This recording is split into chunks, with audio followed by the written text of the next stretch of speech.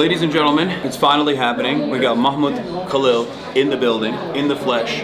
We're gonna have a conversation. We'll do whatever you want to do after. If you want to, walk around. If you don't want to walk around, it's also perfectly fine. But I just wanted to say it is a real honor to be in your presence. I'm so happy that we get to do this face to face, not in the facility in Louisiana. You were planning to come in? Yes, I was. Not only was I planning to come, but I also was like talking to other politicians to just be like, let's do a rally. Like let's do a rally outside of the detention facility. But for those of you who don't know, how would you describe yourself and who you are? Hi everyone. This is Mahmoud Khalil. I'm pretty sure now you have some sort of like an impression about me. How with all the media, a lot of it, like unfortunately, is not accurate.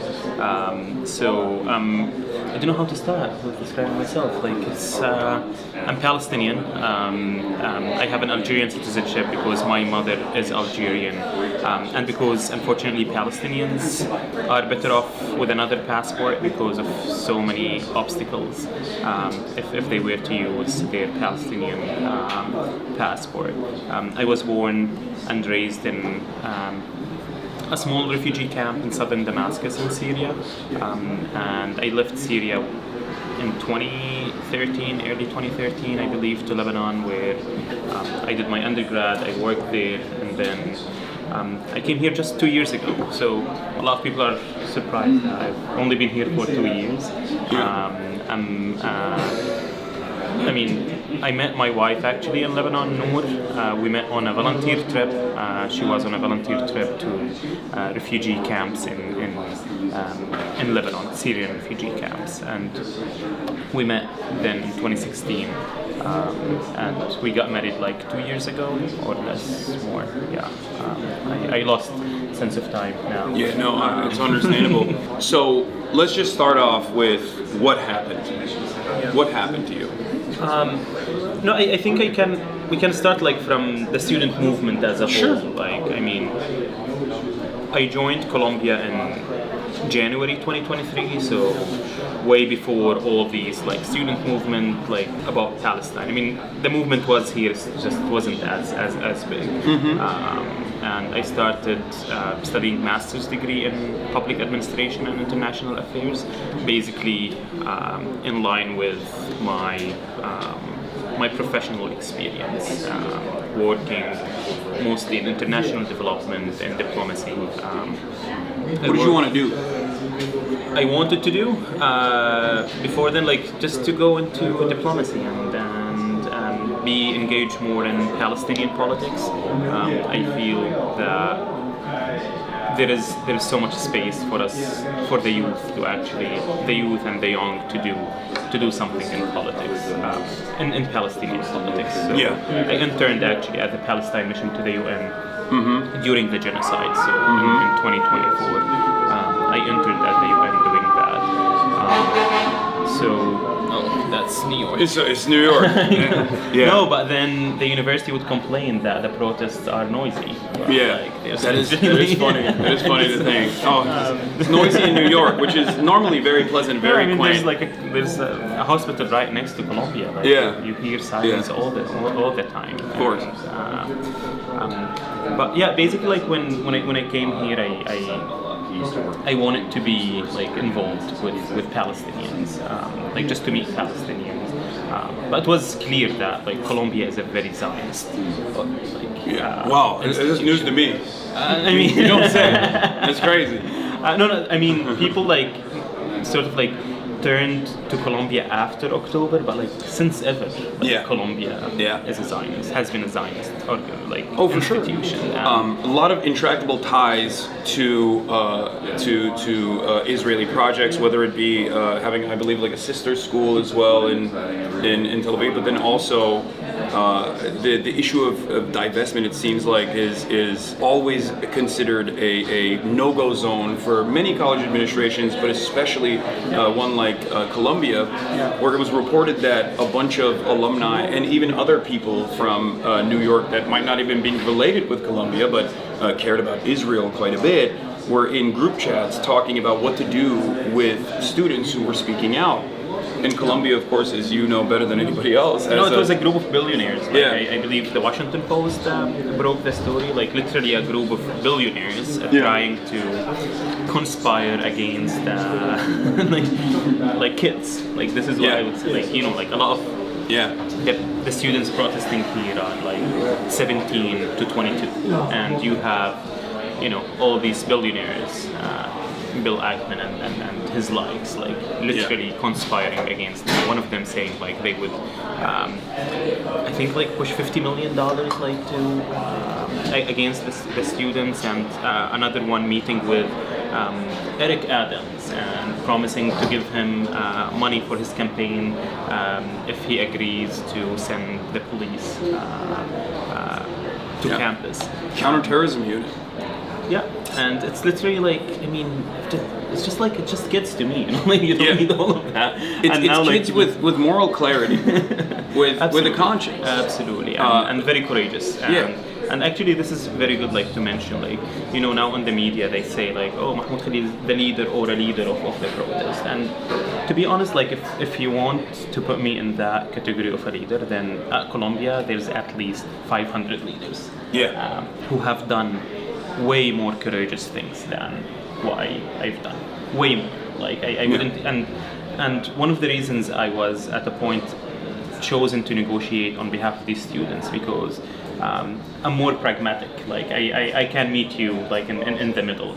So sort of like we wanted that flexibility in negotiation because like you want to have that. Thank you. Oh wow. Okay, thank you so much. And this is a main thing. Like you have now a new generation who are unapologetic and basically they can see the truth in their eyes. Like no one needs to tell them like, oh, it's a complicated conflict.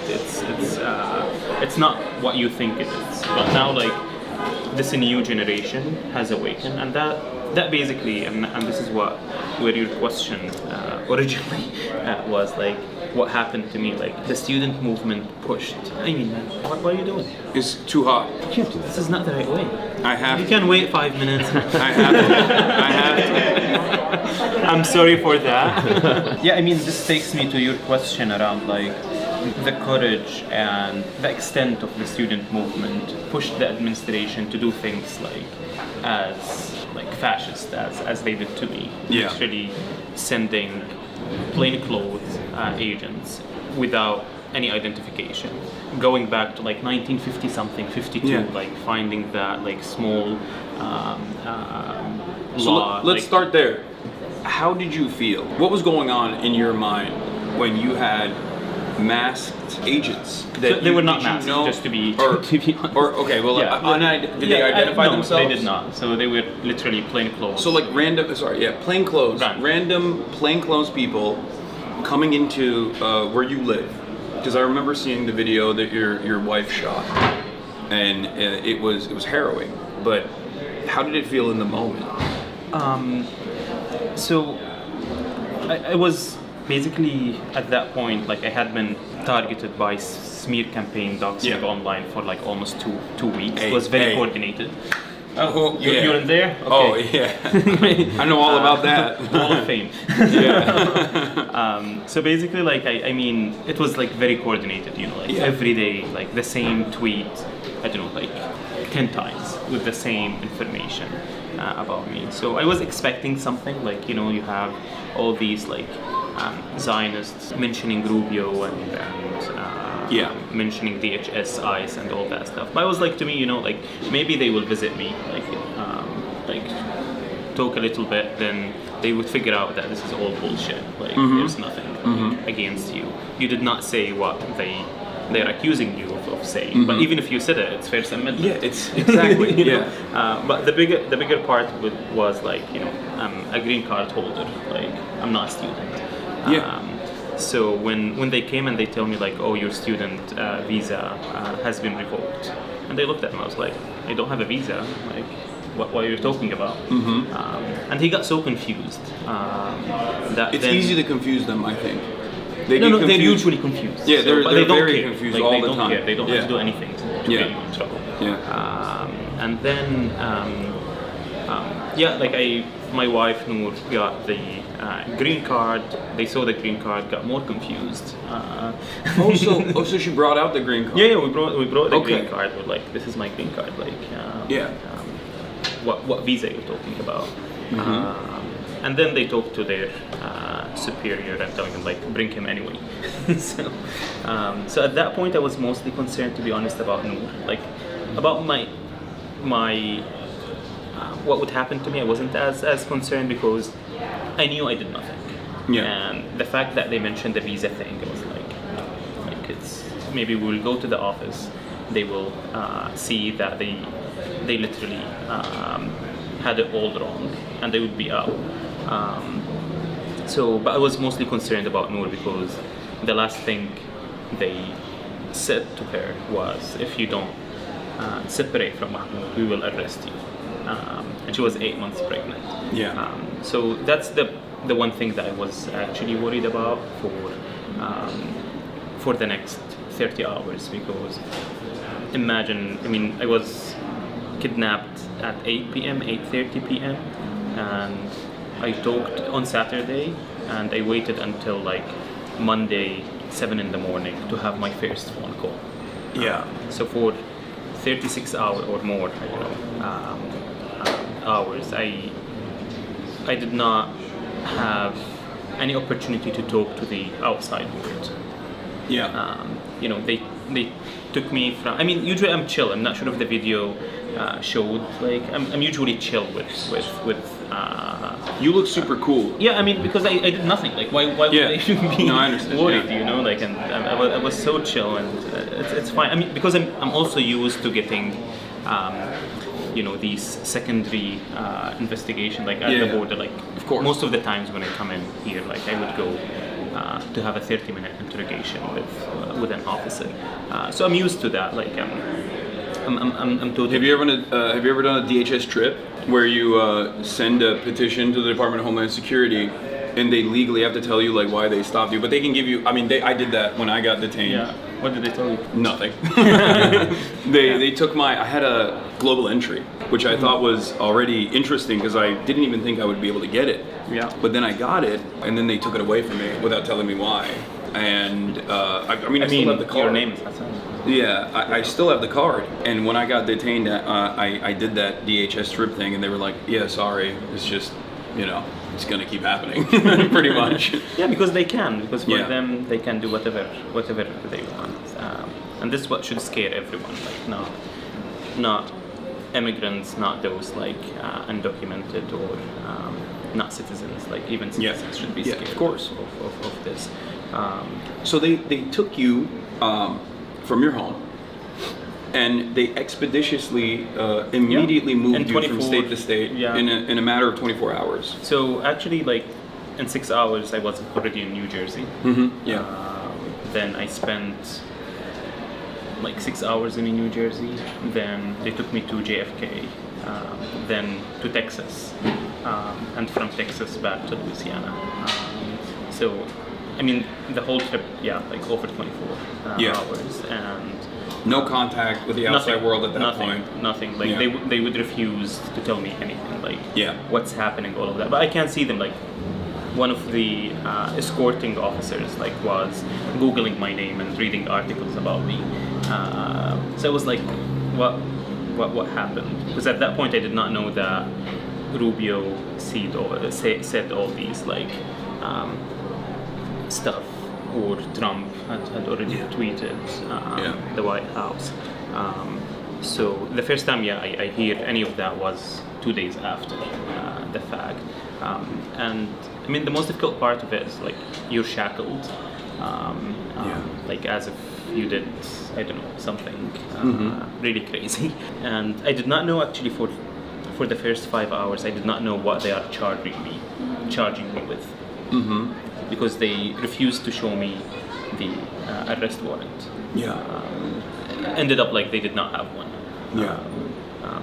Was there at any point, like in the beginning when they were apprehending you, did it feel like, are these like actually members of law enforcement, or are these just like random thugs?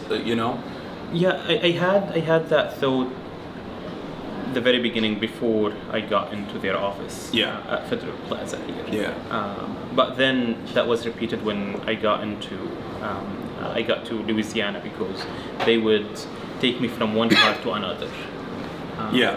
It was, I think, 12 in the night, and they would take me from one car to another shackled. So I'm like, maybe they are, but they are not. You know. So that was like very, very scary.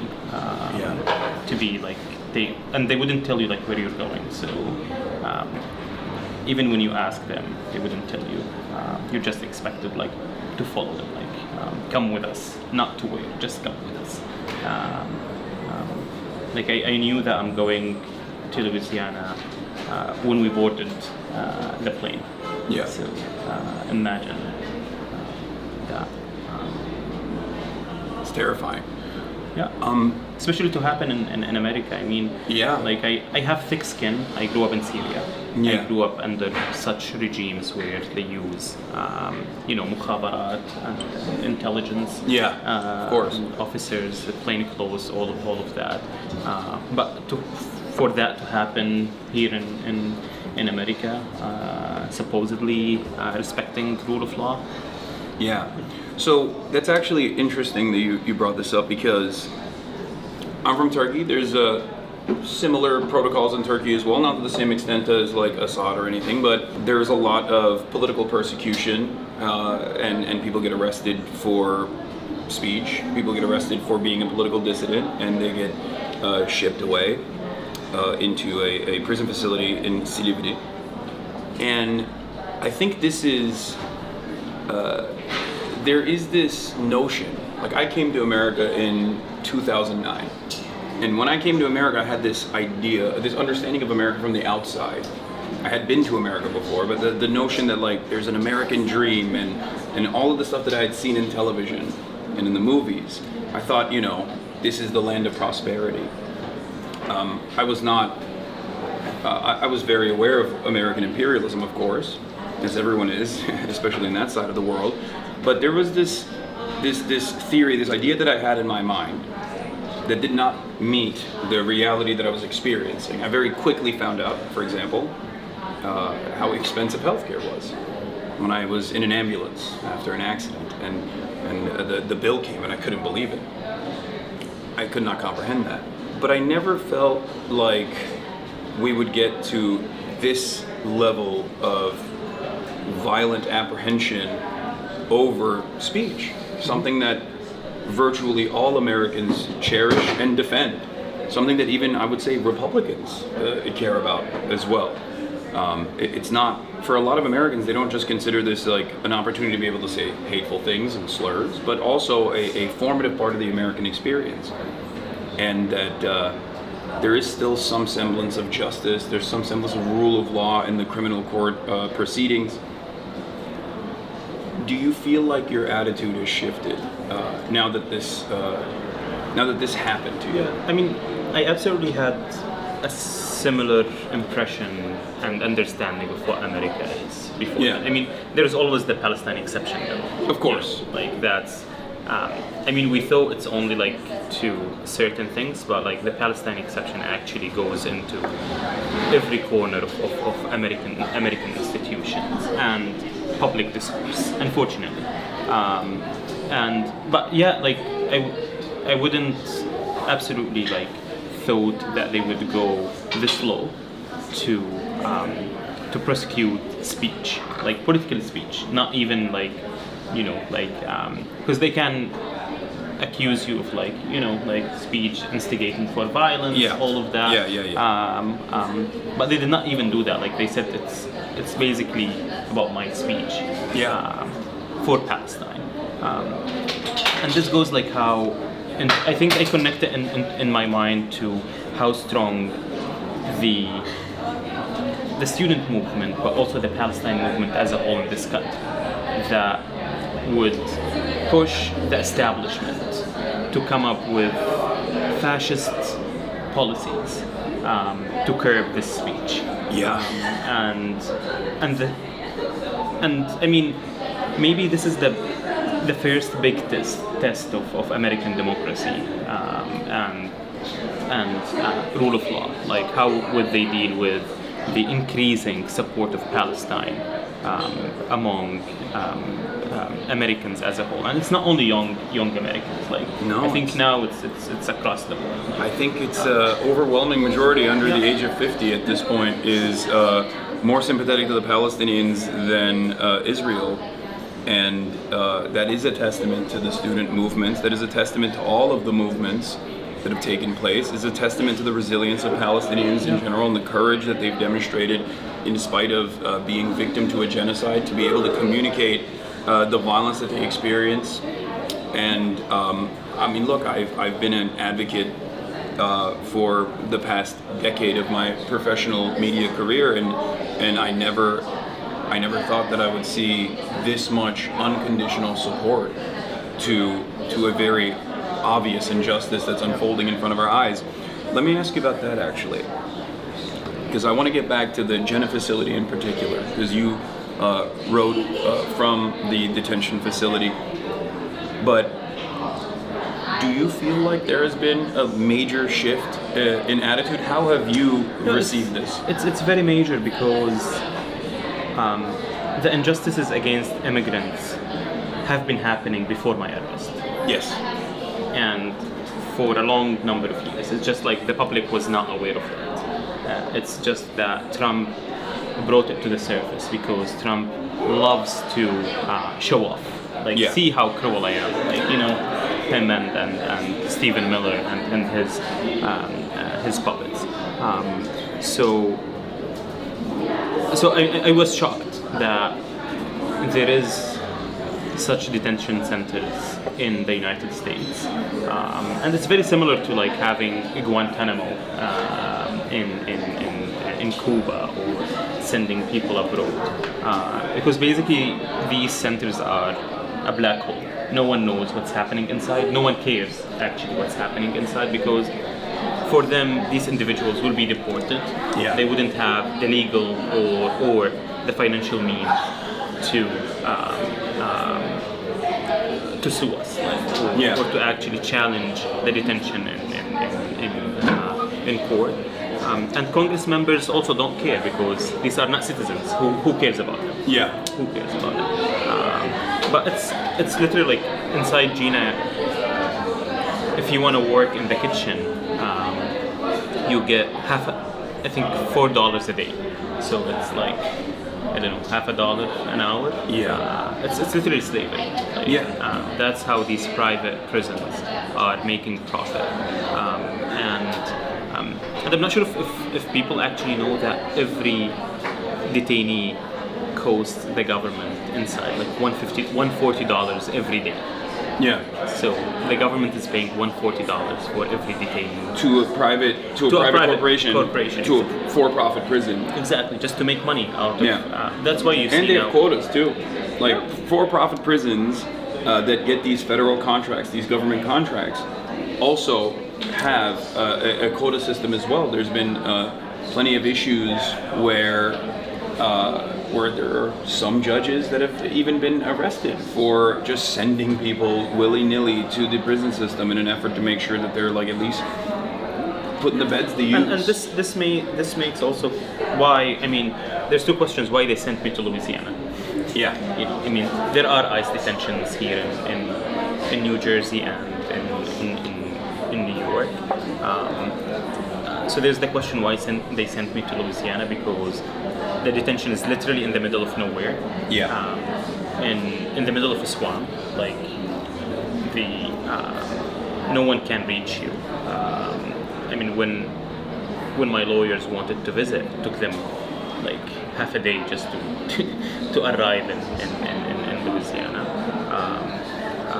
But also because there are so many empty prisons there that they wanted to utilize for immigration enforcement, and which is the more important in my case, because they sent me to Louisiana because they can guarantee the outcome of that legal system. So people think like immigration courts are an actual court of justice. It's not. It's No. just an office. Yeah. And It's also a part of the executive, so it's not. It doesn't operate as an independent judiciary. absolutely not. And It works in line with that the was clear. administration. It was clear in my hearings. Like we would present like so many evidence that what the government is presenting is totally wrong, but then the judge says no. Yeah. As simple as that. Like you feel like it's a reality show or a sitcom actually, like more accurate.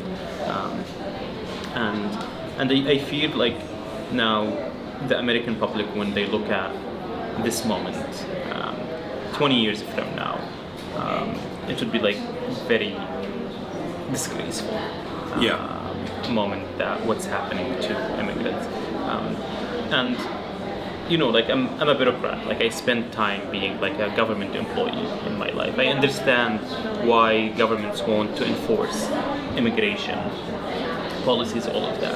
Mm-hmm. But what's happening now is the immigration policies are being enforced in a cruel way, just to punish, just to be supremacist, just to be that we deserve to be here more than you do.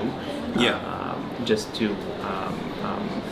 It's a way to appease the sometimes violent and racist fantasies of a select few in the base, because these are not broadly popular ideas. As a matter of fact, the attitude towards immigration has shifted dramatically back to a space where people are repulsed by the Trump administration's ICE raids wherever they happen. And the more frequently that they happen, the more people see militarized Gestapo coming in and arresting their neighbors, the more angry they get, the more resentful that they get.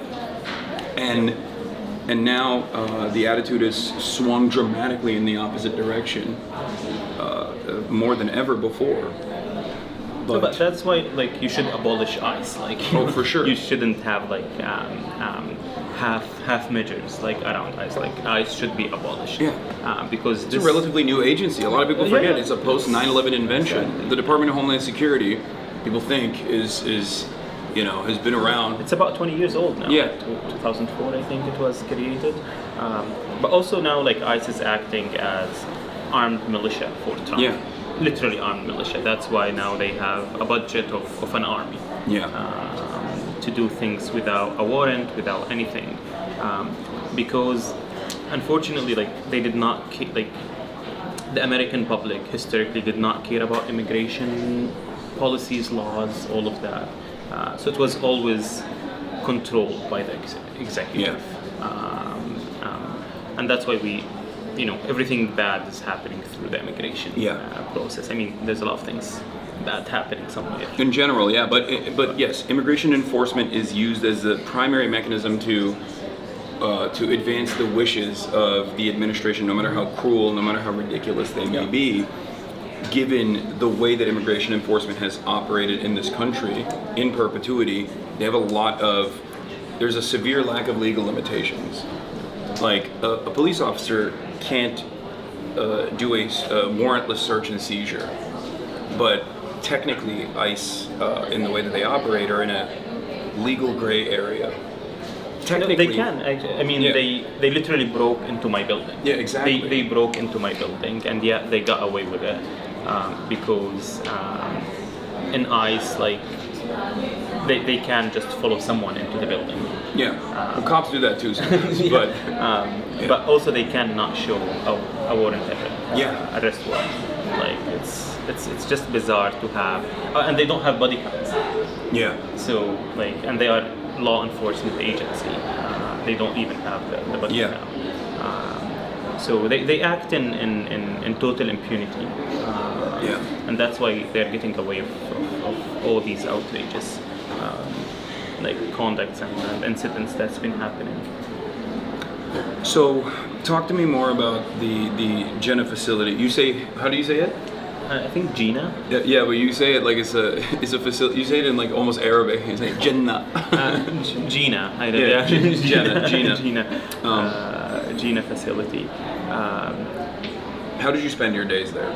I mean, I was spending like my time with over 70 men in the same in the same dorm. Like, not that I have like my own room or cell. No, like the 70 people are over 70. Like I say, like it's at a minimum 70, more than 70 in this dorm, and I mean, you'd spend your time mostly like listening to people's stories, a more just heart-wrenching story after another. That was like a big part of my day, because time really passes very, very, very slow when you're on the inside. And if it's a weekend, it's like literally torture, because on the weekend, like there's nothing happening, things move slowly. So there's, yeah, I mean, just talking to people. I would have some time with my lawyers to talk about my case, and basically supporting other detainees with their letters, motions. A lot of them, they don't have lawyers, they don't know what kind of rights they have.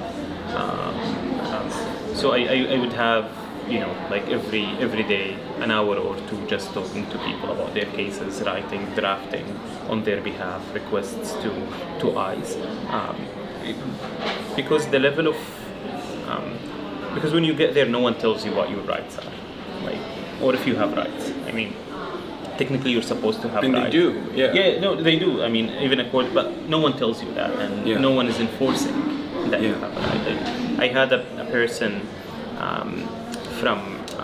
from Georgia. He was imprisoned for like 7 months when I arrived there, and his wife was arrested, or also was imprisoned, detained in another facility, just 2 hours away from this facility. They were not able to see each other for 7 months, despite being only two hours away. But also, they never had a direct phone call with each other. So what would happen, he would call his sister, and she would call his sister, and then they would have the three-way sort of like phone call. But then I was like, but you know, you have the right to request from ICE that they should facilitate a direct call. Yeah. So I helped him with that one, you know. So he every week he would get an hour to talk, like, to his wife. And this is one of like the very few incidents. Like, but people would come to ask me with really difficult situations. Like, someone came telling me, showing me like documents. He's like, he has just arrived to the facility. So he showed me the documents, and he told me like, I haven't talked to my lawyer. Like, what are these documents? So I read them. He signed on his deportation.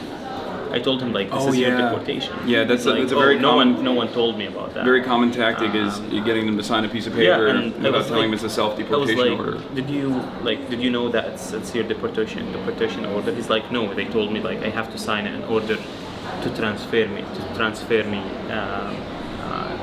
to Gina. And then 2 days later, he was deported to Guatemala. And he has a U.S. daughter here, so he did not even get the chance to see a lawyer to challenge that, any of that. So this is just one of the stories. So many stories. Like, it's really crazy what's happening on the inside. But the Trump administration is trying to paint everyone inside as a criminal. Despite the fact that actually they are not. Like, they did nothing wrong. When they crossed the border, they crossed it when it was open. They had whether CPP or not. But even if they were here illegally, or whatever they want to call it, they are in a process to fix their documents on the outside. But ICE brought them from their court hearings.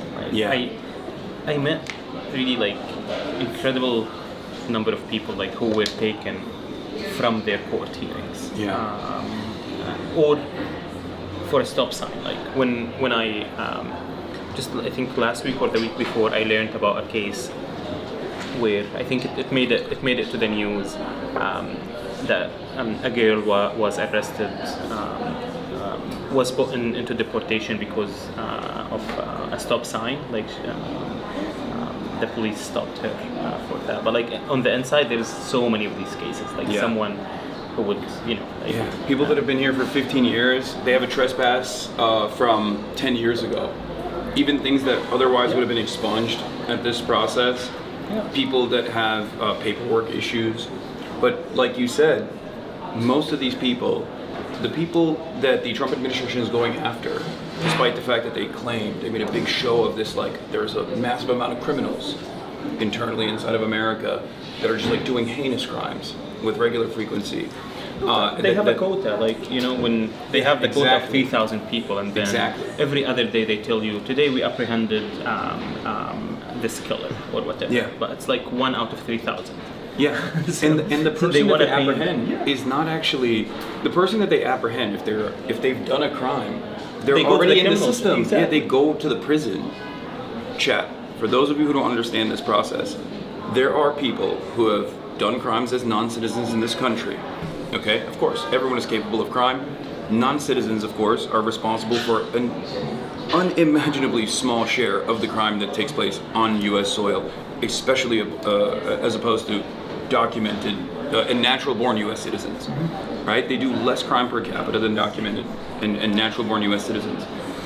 And when an undocumented person does a crime, especially like a violent crime, they do not get released. They go through the system, they get properly prosecuted, charged, convicted, and then they're in the prison system. Or sometimes they're even deported, depending on what they've done.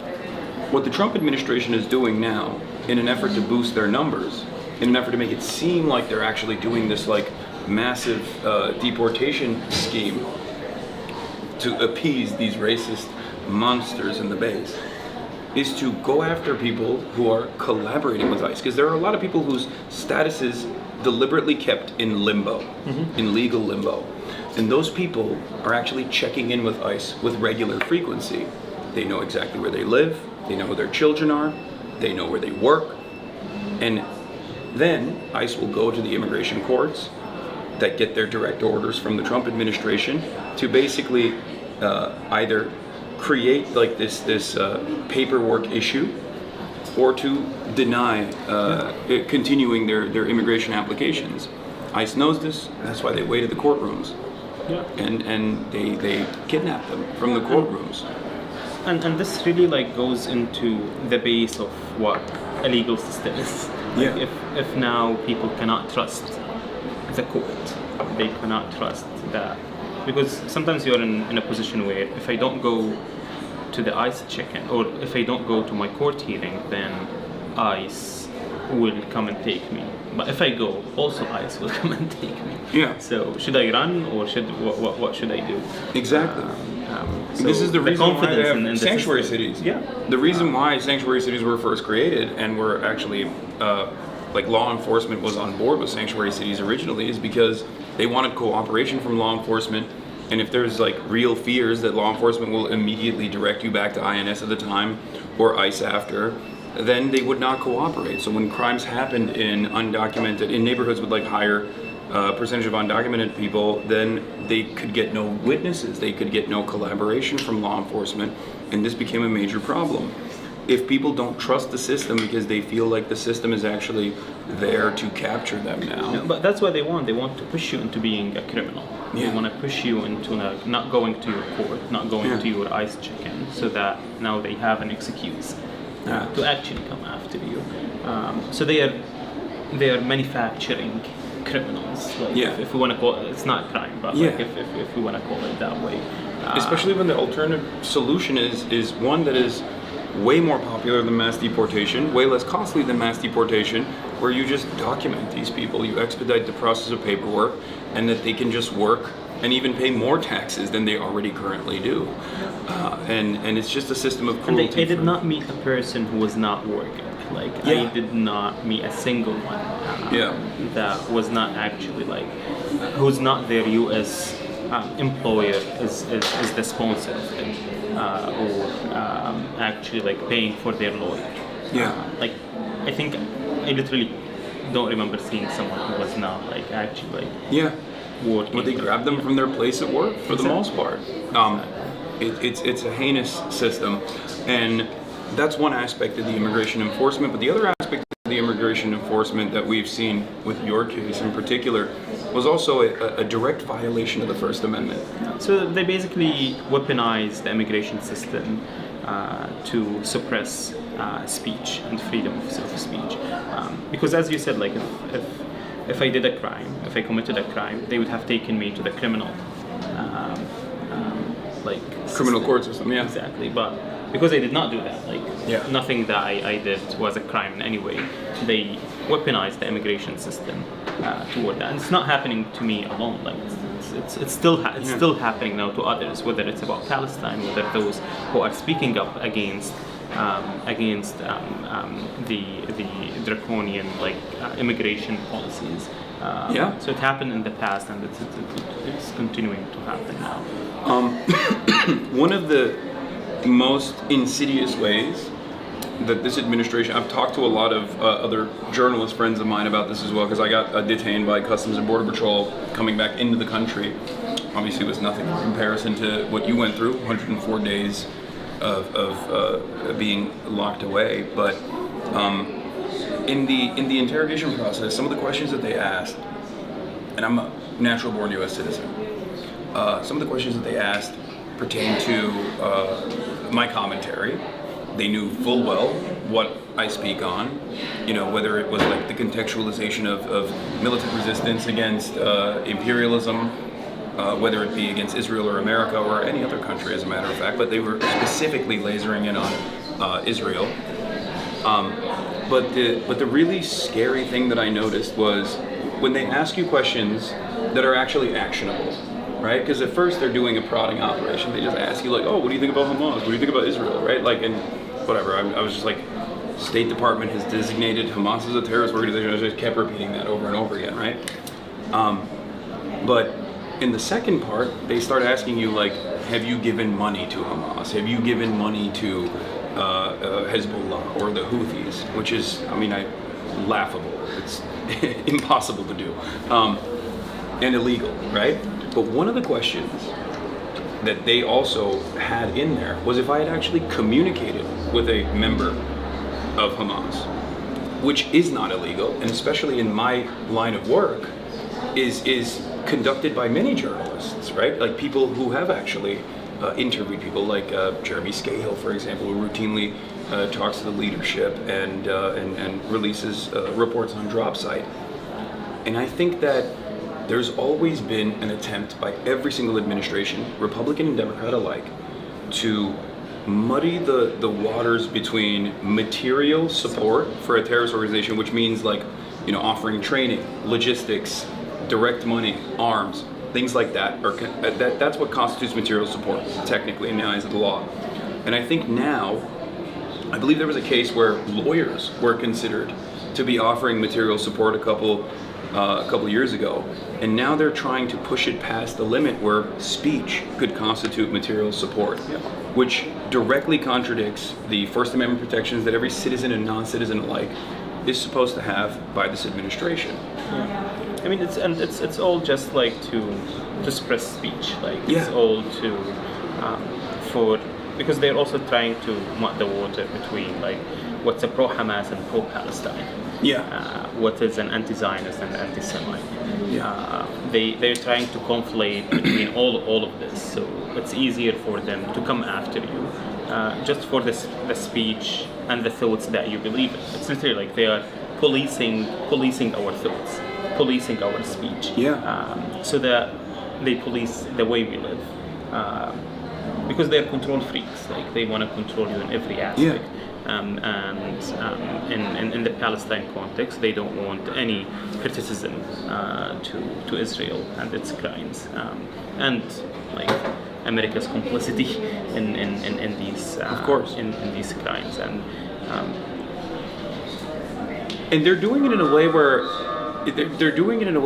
they're clearly overstepping previous boundaries. It's unpopular. It's broadly unpopular, and the very reason why they're doing it is because discourse has shifted. This is what I was trying to ask you about. Like, do you feel like on the Palestinian plight, do you feel like you ever thought that it would get to a point where regular people on the street, especially over a certain age, white people, people named Deborah and Barbara, being like, oh yeah, free Palestine? I always believed in that because I know that it's a righteous cause. Like it's not like a gray area. It's not complicated. You're a more optimistic person than me. No, I was always. That's why they were trying to push all that money into their propaganda. Of course. That's why it was easier for them to send me to Louisiana than actually discuss what I'm talking about. Than actually talking about what an intifada is. Talking about like divestment from Israeli companies and institutions. What apartheid is. So it was for them easier to cancel me than actually engage in the speech. And that's what's happening right now. But I always had that belief. Like I spent a few years of my life focusing on non-Palestinian literature, non-Palestinian history. Like I read, like books from very Zionist authors. I read books from Eddie Morris. No, I mean there's Ari Shafet. So just like to learn about their perspective, how they see it, and I thought that would change. Like maybe they have something right, Like I was like, let me explore that. What was your conclusion? No, my conclusion is like no. That made me like more firm in my stand that actually it is like clear that what Israel is doing is colonization, is supremacy. And I'm not going into apartheid because apartheid and it's all like part of the the base, which is like you're talking about the root cause, the ideology of Zionism, which is a ethno-religious supremacist ideology that requires the extermination of the population that is not in the in-group. I mean I went into like talking with like into these threads talking to Zionists around like what Zionism is, because for them, you hear that like, oh, Zionism is self-determination of the Jewish people, which is okay, great. Like I support self-determination to any people around the world. Then it goes into in their historical land, homeland, in Palestine. But then here you think, okay, but this is happening at the expense of the native or the indigenous population in Palestine, because the fact that God somehow promised you a land doesn't make you actually like deserving like the land, because I don't know, because you can argue, I don't know, like Jesus was Jewish, so you can argue that Christians can claim Palestine. Don't give them ideas, bro. No, I mean they already have them. I mean that goes into the core of Mike Huckabee just heard you. Exactly. He's like, that's my guy. That's the core of it, and but this is the reality, and it goes beyond that. Like I don't know, they were in the land like 3,000 years ago. I mean, once I had a conversation with. It's also people that some of the people that didn't leave, then converted, like, reverted. It's just like maybe my great grandparents were Jewish and they decided to convert to Islam. Like that's because they did not want to flee. Like that it's as simple as that. Like it goes exactly to that level. But I mean, ridiculousness doesn't stop here. Like once I was talking to a very Zionist like student at Columbia, who told me like, oh, like why do you say that you are a Palestinian refugee, but you were born in Syria and your parents were born in Syria? Like that doesn't make you Syrian. No. And I looked at her in the eye. I was like, wasn't this the same argument that you used to come back to Palestine after 3,000 years? Like, I mean, it's it's as simple as that. Like it doesn't need to go. Well, I think your argument is a little bit more valid than that one. Like it's only 70 years ago, like not 3,000. Like if you don't know that you're a convert or an like there's so many, like 3,000 years. Do you know what happened in 100 years? Yeah. Like to think about 3,000 years. Yeah, exactly. And this is in no way like I'm denying a Jewish claim to Palestine. Like there is a Jewish claim, there's a Muslim claim, there's a Christian claim in the land. There's like all sorts of claims in the land. It's just you you have, like now we live there. Like we did not came parachuting from the sky, and we ended up in Palestine. And the fact that some people lived in the land 3,000 years ago for 200 years doesn't make them more worthy and more deserving of the land. Okay, I'm denying all the claims. It's Ottoman land. Okay, let's get back to the root cause of the issue. Then we are Islamophobes because Palestinians fought the Ottomans. I didn't want to bring up your L's. Okay, you're bringing this up, but I mean it's just a matter of saying, fact, like, a lot of people live there. Jews lived there, Christians lived there, no conflict for a very long time. And then the British come in. The main difference is Ottomans did not come to ethnically cleanse. No, of course, they did not in no way try to alter the population there. The Ottomans were caring about like, just give me my taxes, do whatever you want exactly with this land. But still, like I'm saying that like Palestinians also fought the Ottomans. They fought the British. And now they're fighting the Israelis. And that goes into, now whenever you mention the word Palestine and if you support Palestine, they would automatically say, "Oh, you're anti-Semite." But like, I mean, were we like an Islamophobe back then? It's just like, I don't know, like we really did not have that. They didn't respect the caliphate. It's not a big deal. Again, like I said, we're not talking about Palestinian L's right now. No, I'm just talking about like the resistance. Of course. Like the concept of resistance, of course, as it is resistance to get justice, to get your land back against occupation and any sort of injustice. It's a national emancipatory movement. Regardless of the religion or the ethnicity of your occupier. I did not choose the religion of my occupier. I would fight them no matter who they are. I mean, if the Ottomans come back, we'll fight them. I thought we were making inroads right now. No, I mean, it's just he's Armenian, my cameraman. I'm with you. I love that. I really do. But a lot of this conversation, at least in the past 50 years, past 70 years, 77, 80 years, has always been deliberately misrepresented, and very successfully so. Like you also pointed out, there has been a very successful influence peddling operation, a way to just make things over there seem a lot different than what it actually is. And I do feel like now that has so dramatically changed, specifically with the cruelty of Israel's military campaign, its genocide, its ethnic cleansing operations, in a way that even average Westerners can recognize the inequalities here.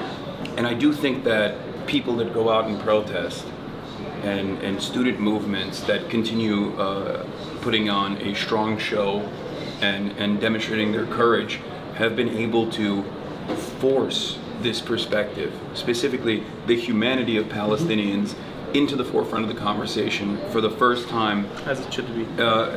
As it should be, but for the first time ever, I think, in this entire 80-year history.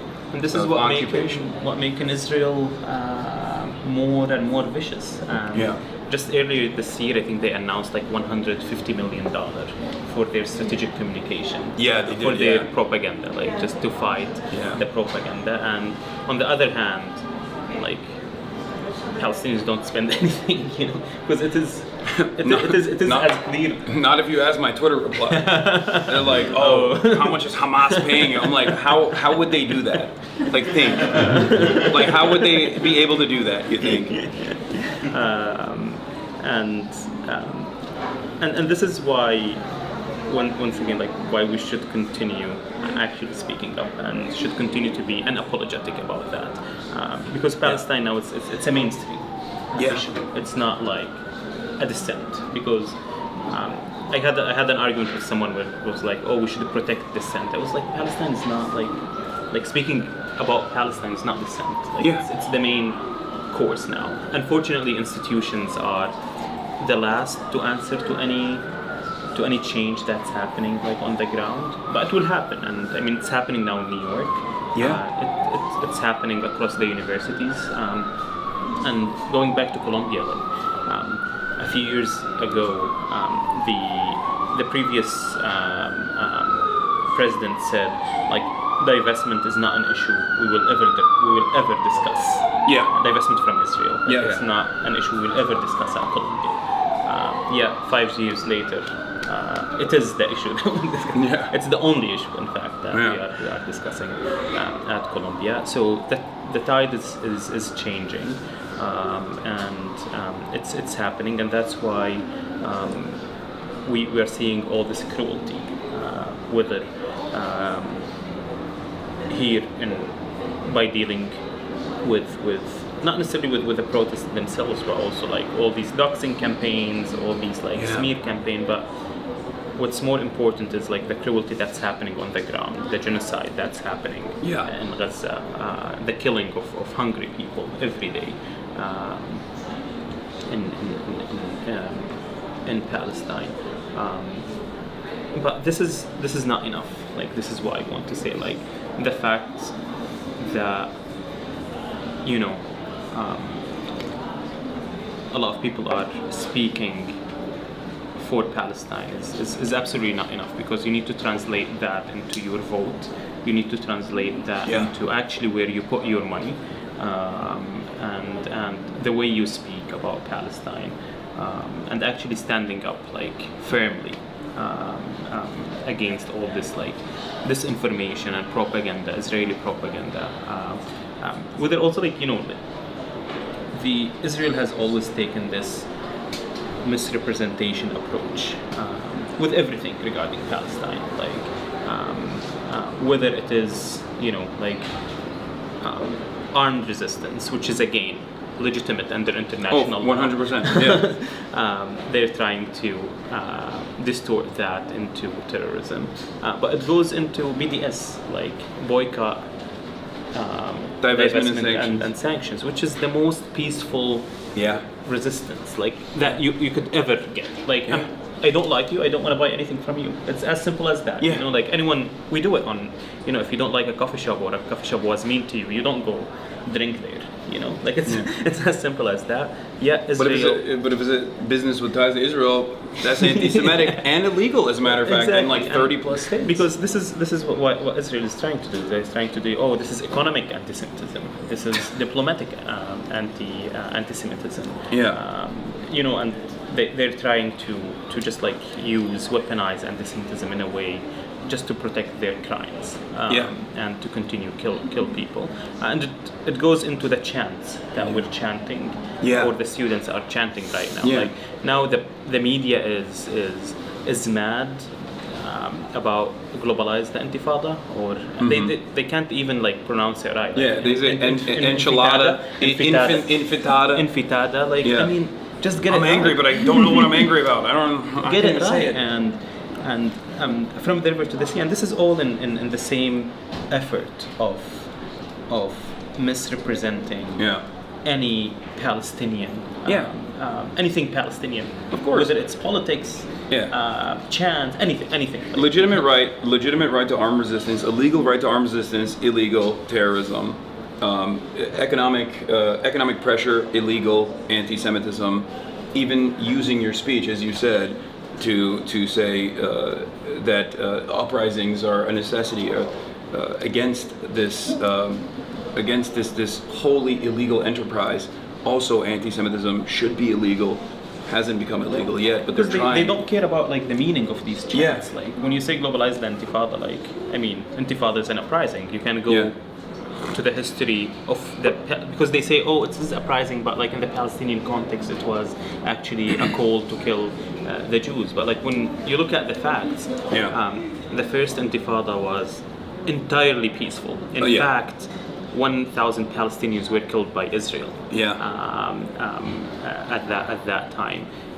Similarly, in the second intifada, where they say like it's more violent. Yes, it was more violent. But at the same time, 3,000 Palestinian civilians were killed at the end of it, compared, I think, like to about 500 or 700 Israeli civilians. So even these like basic facts, they're trying to get them distorted, just to shut your speech. The same with from the river to the sea. You know, like the list can go on and on, but like for them, anything that's remotely supporting Palestine should be penalized, should be labeled as anti-Semite, so that we don't have to deal with it. You know, just it's anti-Semite. That's exactly what it is. It's a way to completely shut off the conversation, because it's impossible to have that argument. It's impossible to have that conversation within the adequate framework. If you were to look at this as a state doing violence to a captive population of indigenous people, all of a sudden, it doesn't look too good for Israel.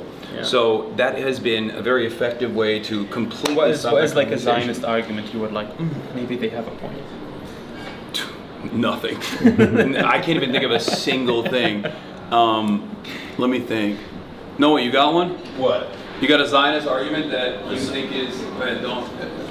Don't show other people in the... Sorry. The Zionist argument that what? That you think holds weight, like that you think was like good, ever, that made you go, damn. Damn. But like you can... It's Steelman. Like the classic ones, like, I mean, one that like they're trying to... Oh, you can show them? Okay. One that they're like trying to operationalize now, right, is like, oh, well, there's so many Arab countries, why don't they all just go there? 50 states in the United States. Yeah. Take them one, give them one. Let's New Mexico. Done. Sold. Idaho. All bizarre. A lot of white people there. Wait, let me check the bag real quick, but you keep going. So I want to talk a little bit about Zoran. Because we just talked about Intifada. This is the line that they're trying to use against. This is the line that they're trying to use against Zoran. Sorry. No, I got it. Don't worry. This is how it was at the DNC. No, to me it's just like go research. Like don't listen to me. Like now I gave you like a definition of what intifada, but don't listen to me. Go research your intifada and make your own decision. Like that's what I want people to do. Like just to research and then learn. No, but the reason why I was bringing that up is because with Zoran they tried to also do this thing where they were like, globalize the. He said globalize the intifada is language that he doesn't use specifically, but that he will not condemn. He will not police speech. I don't use it either. Like just to be clear, it's just not because. No, I get why everyone I talked to said you were very. No. nice. I don't use it just because, like, to me, my goal at Colombia is to get it to divest. But I can't see why people can use it, and I understand why. It's globalizing the solidarity around them. Exactly. Like that call for uprising against all systems of injustice. Yeah, of course. It's as simple as it's as simple as that. Like I don't use it because I don't use it. Like because that's it. But like that doesn't mean it's wrong. So what I was gonna say is, so Zoran in an interview was asked this question. And this was used as a line of attack against him, which of course failed. He won the Democratic primary handily, which again, never thought I would see the day, but fantastic. And he said something in retort where he was like, this is just an Arabic word, and people are just scared of this Arabic word, but it just means uprising. The Holocaust Museum used to, in their Arabic translation, would say Warsaw Ghetto Intifada. Exactly, Intifada to Warsaw. That's what we say in Arabic. And then the Holocaust Museum actually, due to the pressure that they got from Zionist groups, changed it. You know what they changed it to? Muqawama. Resistance. Which is, of course, For those of you who don't know, this is a fun fact for you. Hamas is an acronym. It's was it Harakat al-Muqawama al-Islamiyya. So they changed it to a more militant Arabic word, not realizing that they were doing that. But they did it because they were getting this consistent pressure. Because people were like, "What do you mean? Intifada is just the Arabic word for uprising. You use it in the Holocaust Museum. Uses it in when describing the Warsaw Ghetto Intifada because it was an uprising." No, and we use it for like the Syrian uprising, Intifada Surya, the Arab uprising, like the Rabi al-Arabi or Intifada. Yeah. Like we use it all the time. But yeah, this goes into they just want they want to muddy the water. They want to actually take the attention from what we're actually doing. Like, in terms of like what we are calling for, and just go spend time trying to justify language, because they don't see chance killing people. They see U.S. bombs killing people. That's what we should care about right now. What we should focus on right now, even if that was like, what do they say, like offensive or which it's not. Which is not, but would they call But it? even if it was, exactly. Even if it was, it's ridiculous. I mean, let's solve this. Like the genocide that's happening. That like just this week, hundreds of Palestinians were killed, waiting for food. Rather than just like focusing on globalized intifada, let's focus on the billions of dollars that the U.S. is investing in not investing, actually funding, giving them away to Israel. 70% of all offensive and defensive weapons that Israel has used since October 7 has been given to Israel by the United States of America. It's my tax dollars, your tax dollars that are going to this. The same with Colombia, like all the money, the tuition fees that we pay, it's being invested. Part of it is being invested in weapon manufacturers because they want to profit from war and from genocide, and this is what we should care about, not like globalize the intifada and from the river to the sea. It's bizarre, like, to me. It's very selfish. It's very self-interested. Like what happens on college campuses becoming a primary focus, becoming a major concern by the media.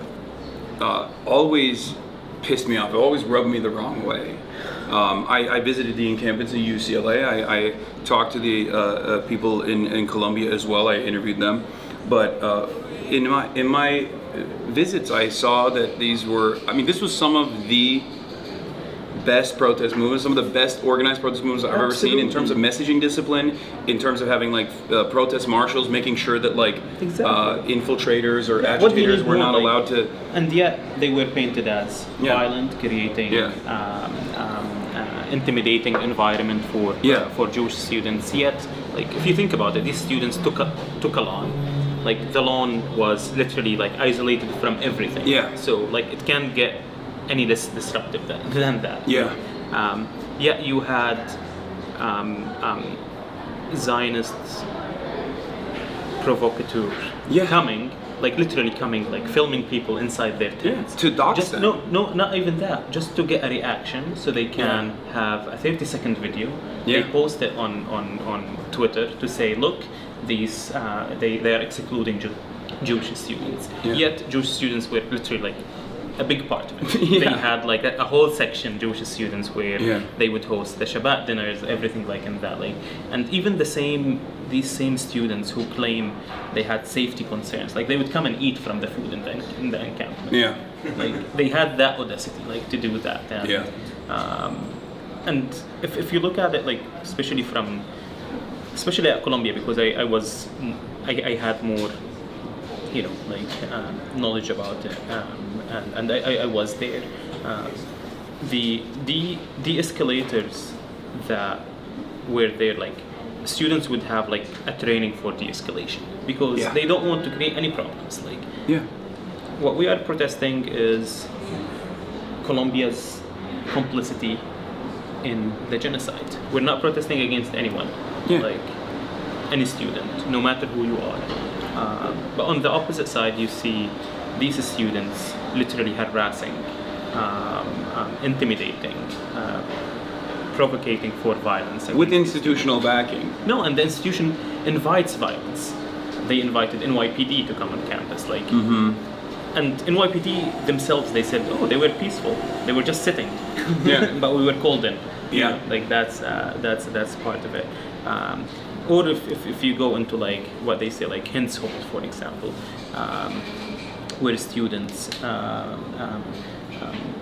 took over a building, and they say it's an anti-Semitic incident, but like, I mean, they did not allow me to go in. Like, I'm a student. Like, I'm a Muslim student. You know, they did not allow anyone to go in. Like, it was closed for everyone, and there was no classes.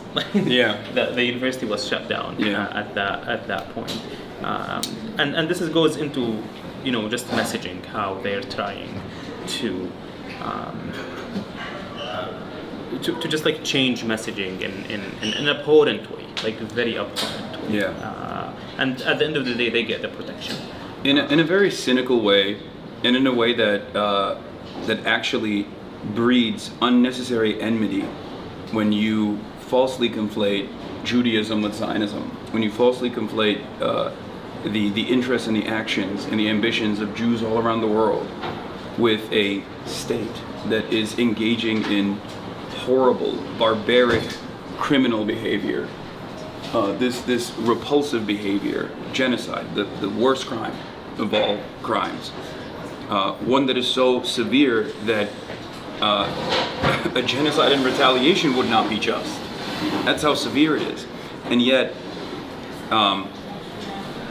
even now, to this day, it feels like there are a lot of older people who think that this conflation is still successful when it's not, and it's actually a dangerous one that creates unnecessary tension against Jews in general. Yeah, absolutely. And what's being done in the name of the Jewish people is the scariest thing that would actually increase anti-Semitism. Yeah. And that's why. And it already like, is happening. To me, JVP and like Jews for Ceasefire groups, like Jewish groups supporting like human rights, are the ones actually combating anti-Semitism the most, because they're the ones going out and saying, you know, like, what Israel is doing in our name is not right. It's not in our name.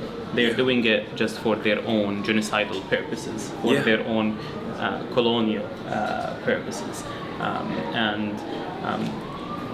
And I always say, like, when you have a rise in anti-Semitism, you have a rise in Islamophobia too. Of course. Because it's the same factors. Yeah. It's the same supremacists and the same racist people who just hate everyone. You know? And historically, that comes from a much larger group, which is oftentimes right-wing Christian fascists that are the ones who go and, you know, spray paint synagogues with swastika or do the Islamophobic attacks in general as well. So I think that's a reality that a lot of New Yorkers are obviously aware of, which is precisely the reason why all of this, like, Zoran as an anti-Semite stuff just didn't work at all. They use this label because it is a really nasty label. Like, no one wants to be labeled anti-Semite because we knew what happened, like, to Jewish people throughout history.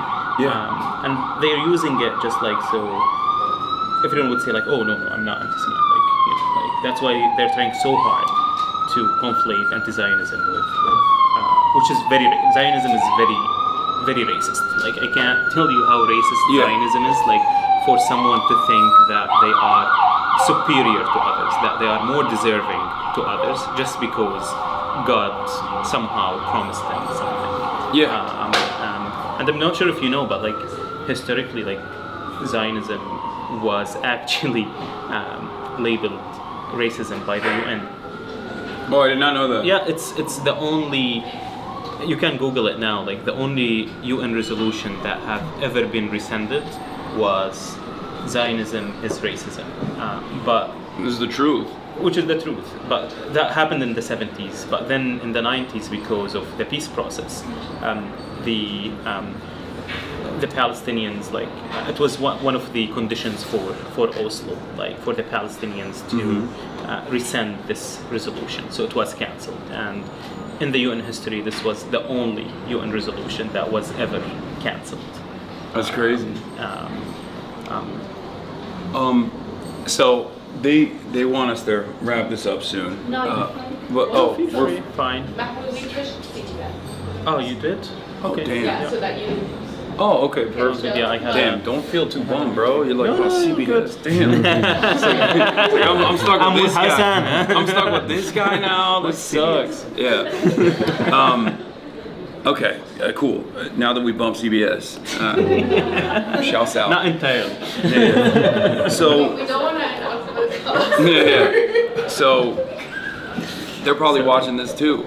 Yeah. So I there mean, is not only them. I'm There is another thing that's happening recently, and I don't know if you care to discuss this, if you want to talk about it, but you are suing the government for your detention. Is there anything you want to say about that?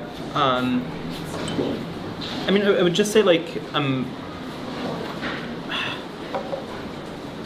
as I should, you know, Yeah, the of course. government really took away from me things that are. I don't think I can get them back. Whether it is the birth of my son, whether it is my reputation that they tried to tarnish, whether all the lies and defamatory like statements against me, and this is just like one step, like literally the first step of accountability that I will be seeking. They took against away your everyone who contributed to this injustice against me. So it's $20 million or an official apology from the administration. Okay. And this, of course, the official apology would include ultimately like the just the end of the policy, like the anti-Palestine policy that this government has been pursuing. So this is basically, and yeah, I need them to pay because Trump made it very clear that he only cares about money. Like he made it very, very clear. He's like, I only care about money. And this is like to talk to him in a language that he understands. Although I know like this money wouldn't come out of his pocket. Unfortunately, it's coming from our pockets, like from taxpayer money. Better that which than is, another Patriot missile. Or the billions of dollars that. But I don't think it's just about money. I think what you're saying is like, or at least my analysis of this is that if there isn't some kind of repercussion against this by someone who now has this platform, who has this attention on them for a severe injustice that was done, then the administration feels powerful enough to get away with emboldened, it. with that. No, I think it's like perfectly I want them valid. to pay back, like, or just like for them to feel that, like, you know, the heat, because I'm hoping that this wouldn't be the first case. Like I'm hoping that other people around the country would bring up like cases against the injustices that this administration is inflicting upon people, whether again citizens or non-citizens. You also asked for an apology. You also asked for an He mentioned that. I asked for an apology, and this money that if I get it, like, will be used to actually support the communities and the individuals who have been targeted by the administration and by Columbia University, because there is something that's not being said enough. There's over 100 students at Columbia who are suspended or expelled just for opposing a genocide. And this is unfortunately not making it like to the media. Like Columbia University is literally penalizing and criminalizing students for their freedom of speech. For following through on something that they're teaching in the classrooms, which is that genocide is unconscionable and wrong and immoral. Except when Israel is doing it. Yeah, well, even then, like there are plenty of studies that also plenty of professors, at least the ones that remain, that have talked about this stuff in their lectures as well. Which, ironically enough, we can talk about that as well. The Trump administration has now created an academic receivership. Not dissimilar to what Nazi Germany did in a lot of the universities initially, and this came control thoughts. Yeah, this came after concessions that Columbia had already given. Part of which was, of course, undermining the security and safety of the students that were paying tuition. No, but what more they want? Like they literally expelled students. Yeah. They sprayed students. Yeah. they expelled professors. They brought the police not one time, not two times, 4 times in a span of like a year and a half. No, I think it's a year, not even a year and a half. In a span of a year, like 4 times. And historically, Colombia only brought the police or called in the police once in the 60s. Yeah, and that was like commemorated. And so literally, and Colombia pushed like a very Zionist narrative, like a very pro-Israel narrative. To the students and defying like student safety. Yet that was not enough to the administration because the administration does not care about like student safety. They don't, because if they care about student safety, they would have banned like guns and like especially from campuses, or like they don't care about like anti-Semitism, or would have kicked out a professor that recently was suspended or left Columbia University. I will not be naming them. Very shy individual. A menace. I've heard from so many students at Columbia, like first-hand testimony. Yeah, but Colombia emboldened such figures. I mean, they made them figures. Let's say that because like Sex and Colombia appeal. knows it. Like in private, like when I had these meetings with the administration, and they would raise like I would show them like, see, the students are threatening like the protesters, these provocateurs. They are like doxing the students online, and they say, yeah, we know, but we can't say anything online. Yeah, we can't issue a statement because their line their line publicly was that there is threat to Jewish safety. But the Jewish students who were actually under threat were the pro-Palestine Jewish students, who one of them got expelled for being an anti-Semite from Colombia. Yeah, and Grant Minor too. Exactly. But this and the same Columbia University that in the 30s sent a delegation to Nazi Germany, and when students protested this delegation, they expelled the student. So imagine now, like, this university. At least they're consistent. I mean, they're consistent in their stupidity and just caring. I mean, Colombia cares about 2 things, like, and education is not one of them. They care about their brand and their loans. That's it. We saw an example of this with Harvard as well. Harvard quietly capitulated to the administration's demands. They restructured their Middle Eastern Studies department and did a bunch of stuff in terms of quote unquote combating anti-Semitism on campus, right? Like all of this fake bullshit for a problem that was elevated to this degree that wasn't really about anti-Semitism at all. And then the administration still came after them. And then they said they were going to revoke grants. They said that, and they kept putting up this pressure until Harvard was like, okay, we have to fight back. This is ridiculous.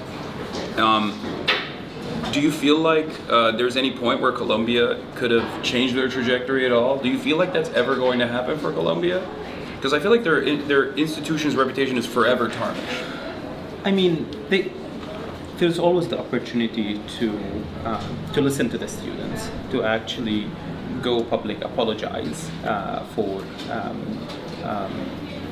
all the just the cowardness that happened over the last 2 years, to reinstate the students who were expelled, to actually divest the investments from companies complicit in human rights violations, as anyone should do. Like, why an education institution is investing in weapon manufacturers? Like, you care about education. So there's this chance that Colombia should do. Was I surprised that they capitulated to the administration? I wasn't, because again, like, Colombia doesn't care about safety. They care about the money that they have, the brand, maintaining their non-profit status, having all these billions continue pouring into the institution. But even they created this condition to themselves, because from the very beginning they capitulated to the narrative that there is that the protests are creating a hostile environment. That's why you have different presidents coming to Colombia, and then they'd be like, we're doing everything, like Shipman, like she's now like they called her an anti-Semite, like, you know, like, and she's doing everything they wanted, like they literally. The same with Shafiq, she did everything they wanted, but it was not enough for them. And this is why, like, when you look at the facts, like, show us the facts of like, the presidents would come and like, okay, like, let's see what's happening, like, let's combat anti-Semitism because of the protests, because anti-Semitism is happening, not because of the protests. Of course. Like then they don't see anything. Like when Trump supporters, neo-Nazis, open neo-Nazis marched in Charlottesville. One of them was a Columbia student, and he wasn't even like hiding his identity, the Tiki Torch guys in Charlottesville. And Columbia allowed that person to do remote student work to graduate. That wasn't an issue at all at that point, because that's not the type of anti-Semitism that matters. The real anti-Semitism that doesn't matter to a lot of these institutions. Like Proud Boys were at the gates of Colombia. And we did not hear anything from them. Minouche Shafiq received like a lot of death threats. She told me that, like, she received a lot of death threats from right wing. But we don't hear about that, like, on the media. Like you say, like, it's only and this goes into one of the main structural problems, or the main problems here in the discourse, which is what happened to me shows that, like, Palestinians are automatically dehumanized. Like, we should show our humanity. We should show that we are normal people. That we should only focus on the death of children and women, because, like, for some reason Palestinian men are violent. Like, we shouldn't talk about them. And we should ask ourselves, like, what got us here? Like, to have Trump use the word Palestinian as a slur for Chuck Schumer. I'm not sure if that's I mean, an insult to Palestinians. No, that's what's so crazy about it is you see a lot of Gentiles that unconditionally back Israel, where they get to tell Jewish people how not Jewish people actually are, which I feel like it, under different circumstances, would immediately like rise to the level of anti-Semitism that even the likes of Jonathan Greenblatt, for example, would potentially call into question, and he's nowhere to be found on this stuff because he's too busy coming after people like myself. With the Shylock like comment that that Trump did, but even with the same administration, like Rubio, Elon Musk Heil twice. Called me like an anti-Semite, but then the next day he would call the Germany's like neo-Nazi AfD. He would defend. He defended them. Like, he would call them, and like, it's insane, because if you think about it, I'm not sure if everyone knows what the charge against me is, but basically that I one of them, the Rubio determination, is that I undermined the U.S. foreign policy in combating anti-Semitism. But what's undermining, like, this policy of undermining, of combating anti-Semitism is U.S. unconditional support to a country that's waging a genocide under the name of Judaism, is actually supporting neo-Nazi parties, is actually meeting with Holocaust deniers here in the United States. That's what's actually that's actually creating exactly. anti-Semitism. Absolutely. They use it because it's convenient for them now. Well, even the IHRA definition, which even the person responsible for it says should never be applied in a legal setting, even though nobody cares, and they still try to do it. It in and of itself contradicts what this administration is trying to advance in terms of their interests, because, like, one of them is the conflation of Israel and Judaism. Like, that is anti-Semitic, and it is definitionally anti-Semitic within the IHRA definition as well. So that shows you that they don't care about anti-Semitism. They only care about, like, for sure, protecting. Oh, trust me, I know. Like, Israel. I mean, you know, for people. To know. So let's talk about you. What do you like to do? Other than this. Normally? Yeah, what do you do normally? in your day to day? Absolutely not. I don't like protesting. So people think that we love protesting. Like we love because we protest because it's fun. It's not. I would rather go spend time with my wife and just like literally chilling than actually protesting. Like that's a main thing that like people should understand. Whether about me and about the vast majority of protesters, no one enjoys protesting. Like under the rain or just like like chanting. Like why would I? Yeah. If it's not necessary, but I do it because it's necessary. Yeah. Because what's happening like requires me to do so. So absolutely not protesting. Yeah. I mean, How was that moment of like finally seeing your child for the first time after this detention? So I mean now I spend most of my time with my son and with Dean and Noor. I mean it felt to me it's just like I don't think that you can describe like I mean before like every parent would tell me like oh tomorrow when you see like your son like you can't describe it like before and after. I mean I spend most of my my time just like literally like playing with him. He's still 2 months and 10 days, but I don't. To me, there's that feeling of, like Palestinian fathers go through this every day, whether in Gaza or across Palestine. So I have always this thought when Dean is crying for food, and I'm like, I have like food for him, but like about the parents that they can't get food because Israel now is actually preventing baby formula from coming in Gaza. How cruel that could be. So I have always this thought in my head, and just like being worried about separation again from them. That's why I'm spending like 24 hours with them. But it's crazy now. Like I'm getting like parenting advice from Zionists, like being like, oh, like he's on the streets now. Why he's not with his kid? I wanted to talk about that. How difficult was it for you to separate once again from your child to go back and do a rally? No, I mean, Dean was already like literally in the second room, like in another room. So no, it wasn't like as people would think, like oh, like I spent like 10 hours rallying and spending half an hour. No, I'm spending like a lot of time with the family. But I felt it's important for me to rally that day, just to show that we're not afraid.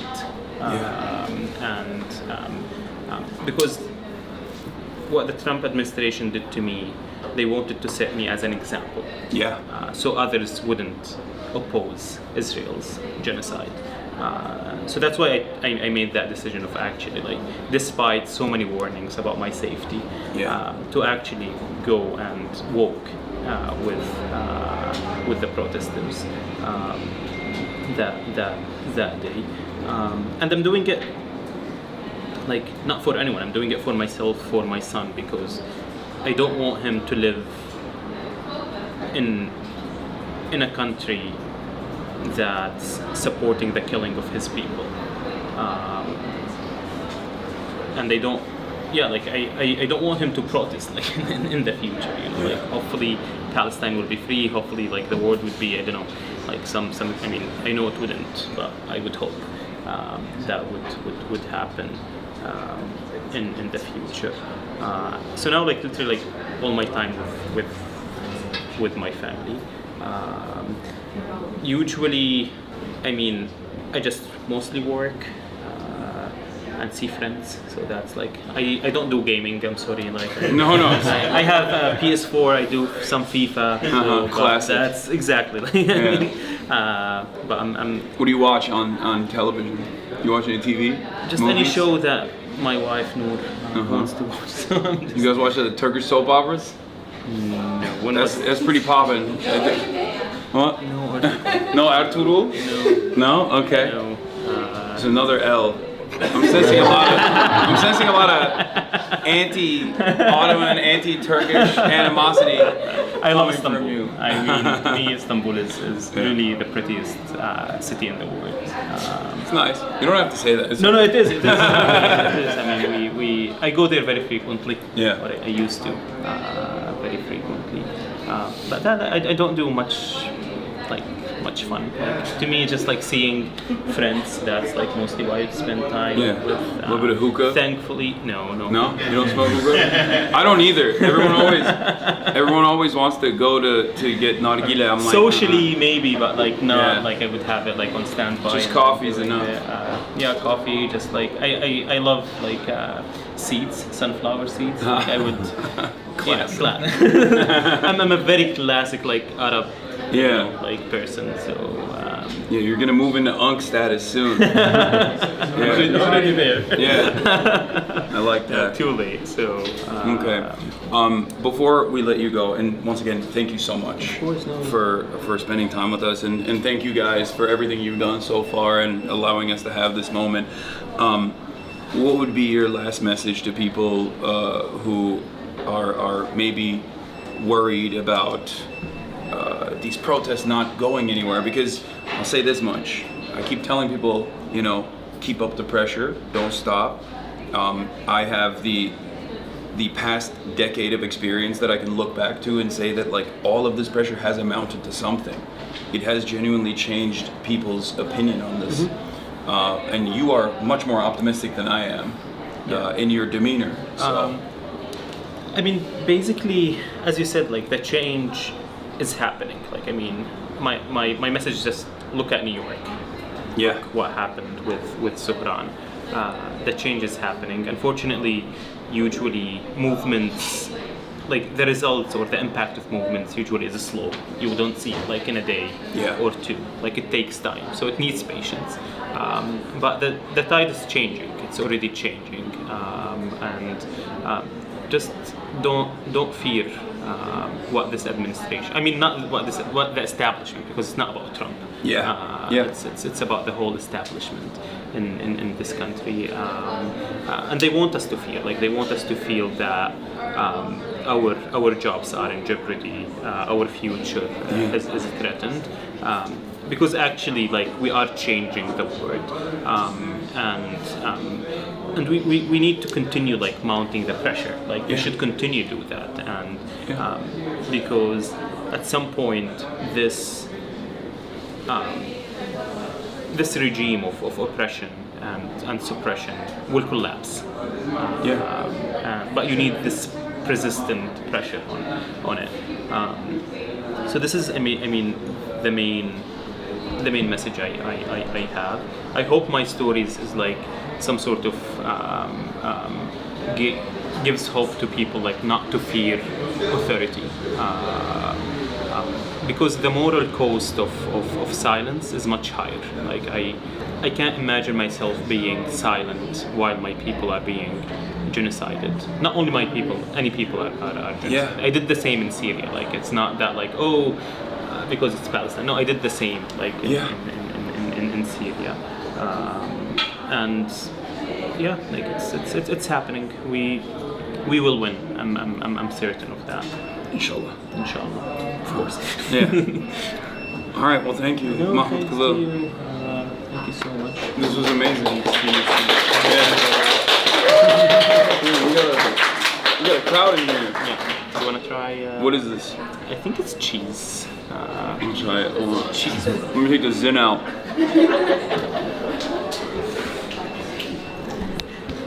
Is it cheese? Yeah. Is it Oh, good? it is. That's good. And we are in Qahwa House. I know. Like, now Oh yeah, thank you That's to fine. Qahwa Qahwa House is It's delicious. really... We're leaving now. Yeah, One of the Qahwa houses around the country. yeah. Thank you. Wait.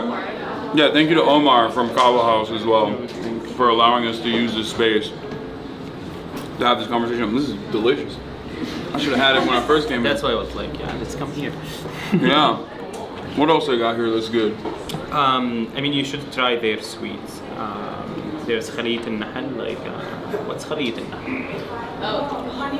Honeycomb, yeah. It's really good. It's very Were you about to have some of this? Because I had one. Okay. You ate myself, but it's fine. I will. Okay. All right. Well, thank you. And what's next now? Where are you going? I'm gonna go back to my hotel, my base of operations, and go back to covering the news.